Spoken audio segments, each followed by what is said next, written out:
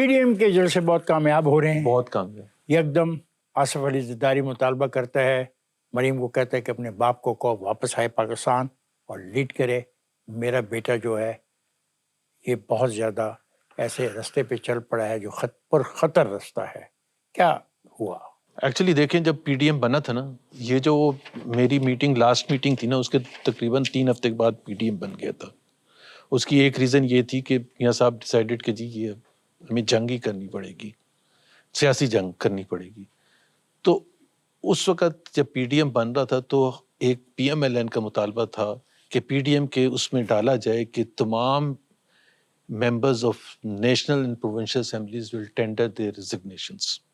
جو Peoples party agri نہیں کر رہی تھی، اینڈ رائٹلی سو ایگری نہیں کر رہی تھی. بھائی ان کی حکومت ہے، ہمارا نتھنگ ایٹ اسٹیک تھا، ان کو آپ کہہ رہے ہیں کہ جی آپ حکومت چھوڑ دیں. اچھا پھر یہ تھا کہ جی بائی الیکشن ہوں گے تو کیا ہوگا اگر حکومت بائی الیکشن کرانی شروع کرتے، بجائے کہ فورس کریں کہ جی وہ پھر سارے چیزوں کو ڈیزالو کریں، نئے الیکشن کروائیں، وہ بائی الیکشن کرانا شروع کر دیں گے. آپ کیا کر سکتے ہیں؟ اینی ویز پیپلز، میاں صاحب نے کہا کہ یہ آپ حصہ چھوڑ دیں. But the moment of truth came in March 2021.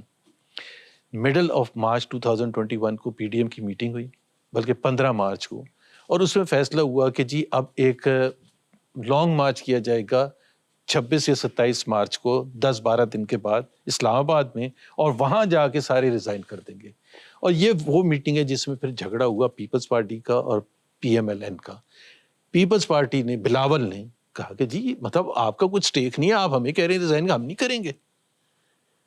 تو بلاول نے باہر نکل کے پھر پہلے مریم نے باہر نکل کے بڑی سخت باتیں کی کہ بی ٹیم کہتے تھے نا، سلیکٹڈ کہتے تھے پی ٹی آئی کو. تو مریم نے کہا کہ صرف ایک سلیکٹڈ نہیں ہے، یہ بھی سلیکٹڈ ہے. جس پر پھر بلاول نے اپنی پریس کانفرنس باہر نکلنے کے بعد کہا کہ ایک لاہور کا خاندان ہے جو 40 سال سے سلیکٹڈ ہے. سو سچویشن اتنی خراب ہو گئی تھی، اس وجہ سے وہ پھر آصف زرداری نے یہ کہا تھا جس کا حوالہ آپ کر دے رہے.